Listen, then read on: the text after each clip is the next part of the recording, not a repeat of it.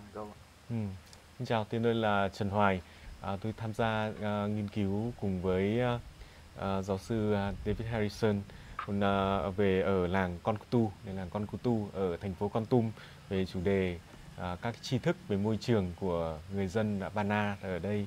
Ở làng Kon Kutu là của dân tộc Bana, và hôm nay giới thiệu là Medben. Medben là Bóc Rạ, nghĩa là già làng của làng Kon Kutu. Và hôm nay Medben sẽ giúp chúng ta giới thiệu về các loại gùi khác nhau. Khi nói về gùi ở Tây Nguyên thì mọi người thường nghĩ đến chỉ các loại gùi chung chung, nhưng ở làng chúng ta sẽ thấy có một bộ sưu tập các loại gùi khác nhau, và mỗi loại gùi đều có tên khác nhau, có mục đích sử dụng khác nhau, và có cách mọi người khai thác, Bana ở Kon Tum khai thác môi trường ở những cách thức khác nhau. Đây là loại đầu tiên, thì là tên của gùi này tên là gì ạ? Mặt na thì là rêu. Nên là reo là viết là reo. Vậy reo này là thường dùng cho phụ nữ hay đàn ông hay là trẻ con ạ?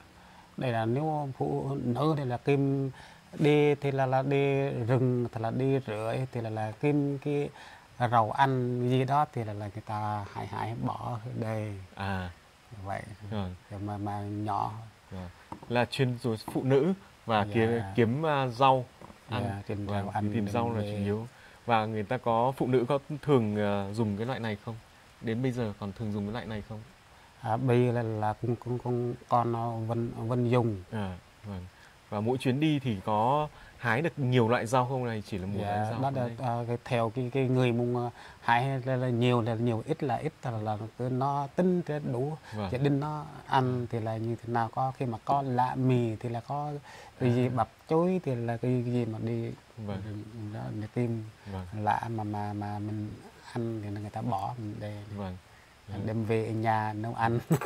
Thế là thường người ta sẽ hái rau gì để cho cái vừa để vào vừa cái gùi này ạ? Rau gì, rau mì hay là đó thì là tùy thì là chủ nhà là nó muốn ăn cái gì, muốn hái cái gì đó thì là nó cũng đi để nó cầm theo. Nhưng mà nhỏ như thế này thì vừa cho một bữa hay là có thể dùng được nhiều bữa rau? Có nhiều bữa. Nhiều bữa được. Vâng. Xin cảm ơn. Đây là reo. Đây, cái này tên là gì ạ? Đây là cung reo, nhưng mà reo nó reo cái lớn hơn cái kia. Nếu có khi mà đi rừng đi rẫy đó thì nếu muốn hái nhiều thì người ta cầm cái reo cái đây. Thế là đây là hai cùng là reo, là cùng reo cùng nhau, nhưng mà nó lớn nó nhỏ. Vâng. Và có nghĩa là tùy hôm đấy người ta muốn hái nhiều hơn thì người ta sẽ dùng reo này, cầm cái đây. Còn ít hơn thì dùng reo này. Đây. Vâng.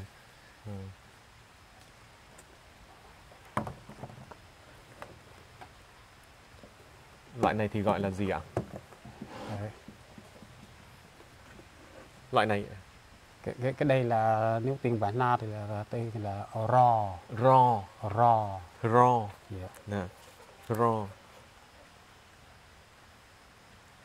Ro này là thường dùng cho phụ nữ hay là cho đàn ông ạ? Đàn ông cũng được, phụ nữ thì được. Nếu người ta mà hồi xưa thì là chưa có cái giếng nước mà trong nhà người ta đi múc nước giọt từ xa từ kia đó thì người ta múc nước, người ta bỏ cái bầu múc nước. Cái nước đó nó có khi mà nó lúc lặt là nước nó ra xương hết. Vâng. Mà có khi mà đi rừng đi rẫy người ta là mong chắc cái cuối á, cuối người ta bỏ cái đây này. Cũng bỏ vào đây được. Có nghĩa là sử dụng nhiều mục đích, hoặc là đi kiếm củi để bỏ vào đây. Cuối ta bỏ dài cái đây. Có nghĩa là người ta chặt xong người ta sẽ bỏ vào sau lưng. Đó đấy là củi. Có khi mình chắc cái bò, có khi tới nhiều quá cho nó đứng đây người ta kiếm thì kia là xong người ta sẽ bỏ vào đây. Hoặc là người ta sẽ đi kiếm nước ở chỗ nước giọt, bỏ vào trong cái bầu. Cái bầu ở tiếng Bana mình là gì ạ? Tơ lốp cái này cái như đây tơ lốp. Vâng, và bỏ vào đây để kiếm nước. Thế bây giờ người ta có phải dùng cái này nhiều để đi kiếm nước như thế nữa không?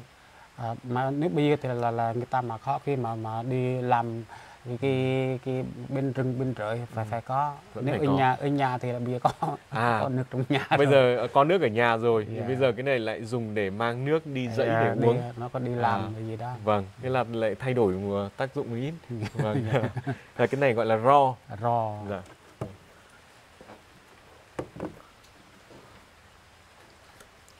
Đây còn loại gùi này gọi là gì ạ? Đây là sơ cạ. Sơ cạ. Sơ cạ tơ la. Sơ cạ. Tơ la. Tơ ra. Tơ la. La. La. Yeah. Sơ cạ nghĩa là gì ạ? Sơ cạ tơ la. Sơ cạ tơ la. Do người ta đan cái lớn như thế đây thì là cũng như trang trí như đây nó người ta nói là sơ cạ tơ la. Mà sơ cạ nó cũng khác. Sơ cạ thì là nó khác nhau mà cái người ta đan nhỏ nhỏ. Đây là loại tơ la. Sơ cạ tơ la. Tơ la có nghĩa là lá không?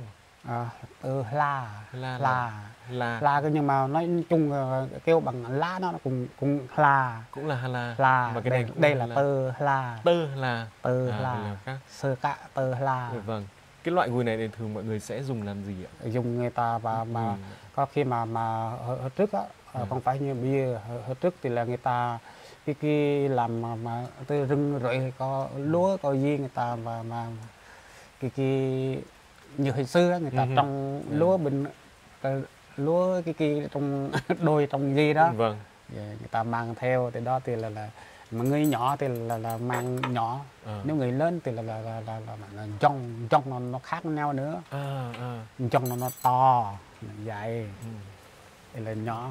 Thế là cái loại này là dùng để gùi lúa từ trên dãy về. Gùi lúa mà nếu có bỏ bầu nước nó cũng được. Cũng bầu nước nhưng cũng được. mà nước mà mình mang nước thì là nó nhanh hư do ướt á.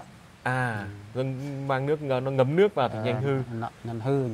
Kia là nó không có hư do nó không nước ngấm. nó nhanh ra. Thì nước nó nhanh ra, nó có nhiều lỗ thì nó nhanh ra. Có lỗ nó nhanh ra. Vâng. Thế cái loại này dùng nhiều nhất vào những việc gì? Vào việc gì ạ? Vâng, cái loại gùi này dùng nhiều nhất vào việc gì? Là có phải là dùng để đựng lúa là nhiều nhất? Dùng lúa, dùng nước thì là có khi mà hôm mà từ nhà thì mình đi rừng người ta lại là bữa trước người ta úp bằng lá nấu cơm gì đem rừng. Vâng.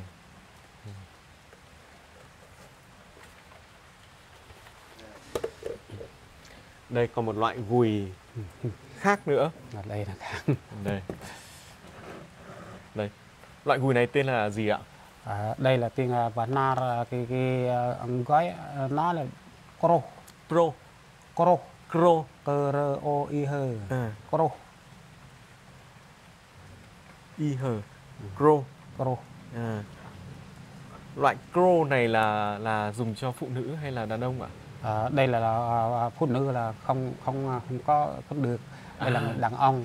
Đàn ông đây thì là người ta đi rừng đi núi bờ trước thì là gài cái bẫy gài cái gì đó thì là có khi mà gặp con sóc, gặp cái con chuông, gặp heo rừng, gặp cái tê gì mà người ta gài bẫy bên rừng người ta bỏ bên đây đem về đi sát đường hồi xưa thì là có khi mình có cái con vật gì mà bỏ trên đèn cho người ta thấy. Để nó kín thế này thì đây thì là mình như thế đây nữa, mình bỏ bên trong kia đâu có ai thấy đâu mà. Đó. Đúng rồi, kín kín hẳn đi. Đây nó quay lại sau lưng để người ta thấy được là có nghĩa là sẽ kín hẳn, mình sẽ bỏ cái con vật mà mình tìm được vào đây và người ta sẽ không nhìn thấy được là mình có con gì trong này. Nhưng mà những hai con vật đấy còn sống mà nó cứ chạy ở trong thì sao? Hay là mình phải giết nó trước ạ? Phải giết nó trước. Vâng. Thì chỉ có đàn ông thì mới được dùng gùi này. Đàn bà Đàn bà thì không được. Đàn bà mới kia đàn bà. Vâng. Nếu đàn bà thì là nếu mang theo để mấy đứa trong làng thấy người ta cười. Cười cho. Cái loại này chỉ cho đàn bà là nó mắc cỡ, nó không muốn. Nó không muốn. Người đàn ông thì nó có đi gặp đi rừng đi rẫy đó nó gặp. Vâng. Thế là tất cả các loại gùi khác thì cả phụ nữ cả đàn ông đều có dùng được, đều dùng được. Mà được đàn ông dùng được nhưng mà đàn ông là ít thôi. Đàn ông ít thôi. Hồi trước thì đàn ông là thích cái này. Ngày trước là đàn ông thường thích dùng cái này. Nhưng bây giờ đàn ông còn dùng cái này nữa không? Mà dùng nhưng mà dùng ít thôi. Ít thôi. Do người ta đi xe có bào có gì rồi. Hồi trước là chưa có bào, chỉ có mê lồng đàn bằng tay thôi. Có khi mà làm lúa làm gì thì là bằng bằng tay làm thôi. Vâng. Không có bào. Không có bao. Không có mê lồng, không có khi. Thế là bây giờ bao ly lông cũng buộc được kín rồi. Nên là không phải dùng cái này để che nữa. Do đó. Đúng không?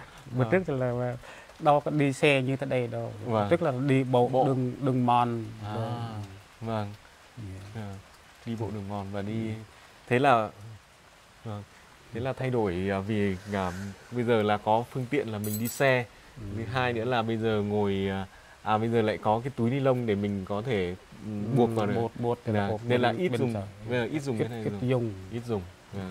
Là tất cả các cái loại gùi này đều liên quan đến việc là mình đi rừng, đi dãy để mình hoặc là gùi lúa, hoặc là tìm nước, hoặc là hái rau, hoặc là gùi lúa về, hoặc là bắt thú ở trong rừng cả. Nhưng bây giờ mọi người còn thường dùng cái gùi này không, hay là chỉ để ở trong nhà để treo thôi? Bây giờ mọi người còn dùng nhiều các gùi này không? Bia thì là ít người dùng thôi, nhưng mà reo đây là người ta dùng nhiều. Reo này. Vâng.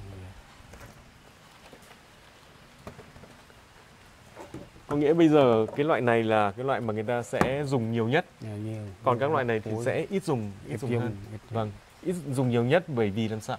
Thì nó nhưng giờ đi rẫy đi gì đó thì là nhất là mùa này người ta kim măng á, kim măng lê măng gì này vô bên rừng người ta đây thì là cái bào đó nó khó. Vâng. Cái đây thì là nếu mình lấy kia thì là vô vất vào luôn được. Vứt bên trong. Có nghĩa là dùng mà được nhiều mục đích. Vâng. Mà không sợ nó hư. Vâng. Đấy là loại đa dụng hơn. Mà cái tay dùng cái rò như thế đây này thì là 3-4 năm nó mới hư. 3-4 năm nó mới hư. Rò. Nếu nó hư thì làm lại nữa, nó hư lại thì làm lại nữa. Hư nó mà hư có sửa lại dễ không? Hư thì người ta giúp chứ, người ta làm mới. Vứt luôn, làm mới. Mét làm một cái gùi cái ro này cũng làm được ạ. Đây còn cái loại này. Loại này là mình gọi là gì ạ? Đây thì là do người ta thì là làm lúa thì là cho lúa nó ra thì là rùm của nó bên trên. Vâng. Nhưng mà một loại kia nữa, kia là grang. Loại này là grang. Đây là grang brêu. Grang brêu. Kia là người ta bắt con tôm, con tép, con gì. Đây mà người ta phơi lúa kia con cũng thấy rồi chuyện kia. Gram brêu này là để sàng lúa thôi. Sàng lúa. Đây, như là lấy cái hạt lúa này mà bị mọc mầm này ra. Vâng. Thế còn cái nếu bắt con tôm con tép nó ra, nhưng mà cái kia nó không ra. Cái kia thì cái mắt của nó sẽ bé hơn. Nhỏ. Vâng. Ok.